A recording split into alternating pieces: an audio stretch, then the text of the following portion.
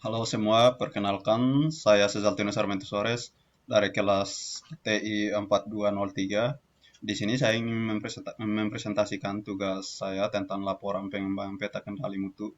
Eh, jadi tugas ini untuk memenuhi nilai UTS semester ganjil sekarang. Jadi kita langsung ke deskripsi produk. Di sini produk yang saya ambil itu produk mouse Nisuta. Mouse Nisuta ini salah satu mouse wireless yang dipakai dipakai dengan menggunakan wireless untuk nyambung ke laptop. Dan ini spesifikasinya itu wireless mouse mini receiver 10 dan wireless range itu dia distance-nya dipakai bisa sampai 10 meter. Dan lain-lain. Di sini ada identitas respon dari voice of customer. Jadi di sini dapat 5 responden yang nama-nama yang seperti tertera di laporan ini. Setelah voice customer itu didapat membuat kompilasi di untuk masing-masing responden. Setelah dikompilasi, selanjutnya itu rekapitulasi voice of customer yang dari atas. Dan setelah direkapitulasi, kita membuat identifikasi voice of customer tersebut berdasarkan dimensi kualitas. Karena ini kuesioner tentang produk, jadi dimensi yang kita mau dikendalikan itu tentang produk, dan ada beberapa dimensi kualitas pada produk itu yang seperti performance, features, reliability, conformance, durability, serviceability, aesthetic, and perceived quality. Dan selanjutnya itu CTQ3 atau CTP. Jadi di sini itu ada 5 respondents voice of customer itu dari 5 respondents. Setelah kita um, dapat voice tersebut, kita membuat CTQ3 atau CTP seperti di tabel ini. Dan untuk voice of customer yang pertama itu contohnya desain estetiknya sangat bagus. Terus event driver itu desain, dan critical to quality itu estetik sama ergonomik, dan selanjutnya itu critical to process. Um, Mungkin di event driver yang berbeda dan untuk voice of customer dari tiap responden itu beda-beda. Jadi kita menggunakan event driver sesuai dengan voice of customer yang kita dapat.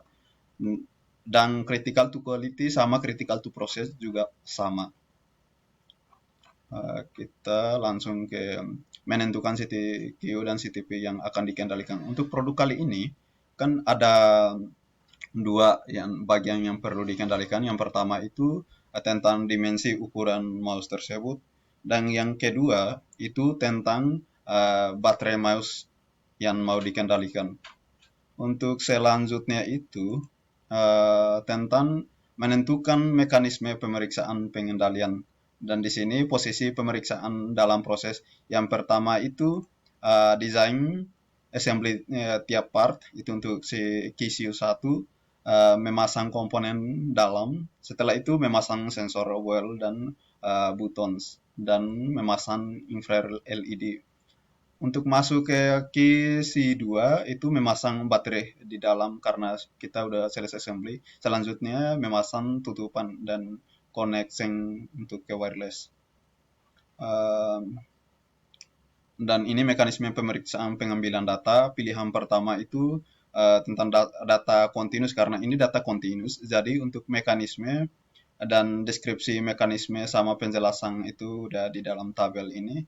Jadi yang pertama itu dimensi yang dikendalikan itu panjang, lebar, dan semua dimensi yang dari mouse tersebut, dan satuannya itu milimeter menggunakan penggaris, jadi kita bisa pakai milimeter.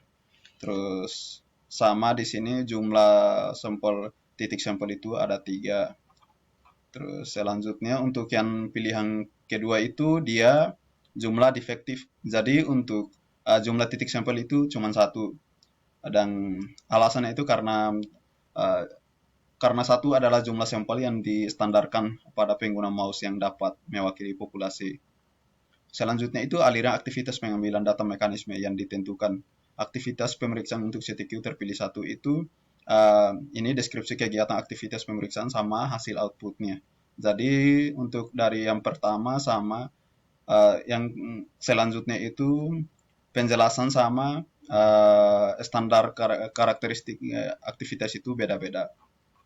Untuk selanjutnya itu yang terpilih kedua, kita langsung ke bagian ketiga itu tentang pengambilan data pemeriksaan CTQ, CTP terpilih satu. Ini untuk kendalikan ukuran dimensi mouse Nisuta. Untuk CTQ, CTP terpilih satu itu, di sini untuk periode pemeriksaan itu 1 sampai 6, November tanggal 1 sampai tanggal 6. Untuk satu hari itu pengambilan sampel itu sampai 5. Jadi selama 6 hari itu total sampel 30.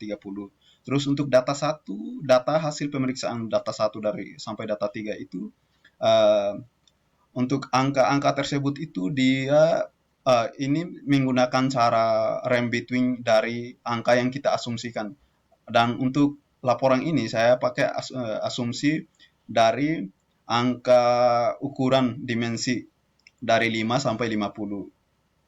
Dan untuk sampel 5, 10, 15, 20, 25 itu ikuti petunjuk dari laporan ini.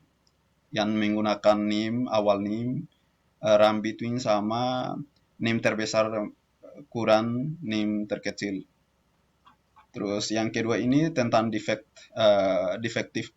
Karena defektif jadi kita fokus ke baterai mouse yang mau dikendalikan, mau diinspeksi. Sorry, yang atas itu maksudnya diinspeksi. Dan total banyak sampel itu 50 dan jumlah defektif itu di sini beda-beda karena pakai rem between juga. Terus selanjutnya itu kita masuk ke pembuatan peta kendali mutu. Jadi di sini pakai NIM seperti data yang 1 sampai 3 itu tetap ambil dari yang data terpilih yang pertama atas.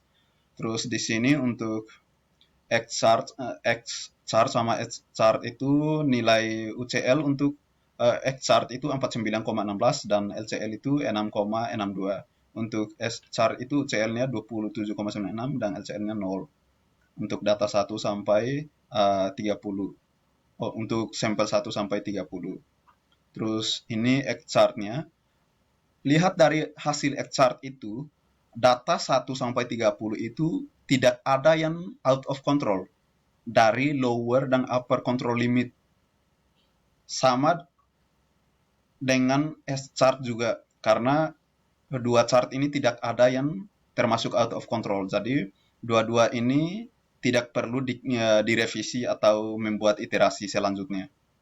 Cukup sampai di situ aja. Untuk peta kendali kedua itu yang ada 2 iterasi, karena untuk yang iterasi pertama dapat banyak sejumlah 15 yang perlu direvisi karena out of control atau out of lower dan upper control limit. Jadi kita lihat di sini banyak yang keluar, jadi kita perlu direvisi di iterasi selanjutnya untuk NP chart-nya. Dan untuk kedua, 15 data yang dikendalikan dan 15 data yang di sampel yang direvisi, 15 sampel yang masuk ke kontrol, dan bisa terkendali itu 15 sampel dan 15 sampel yang tidak bisa dikendalikan. Oke, sekian presentasi saya. Mohon maaf atas kesalahan atau salah kata. Terima kasih banyak dan selamat malam.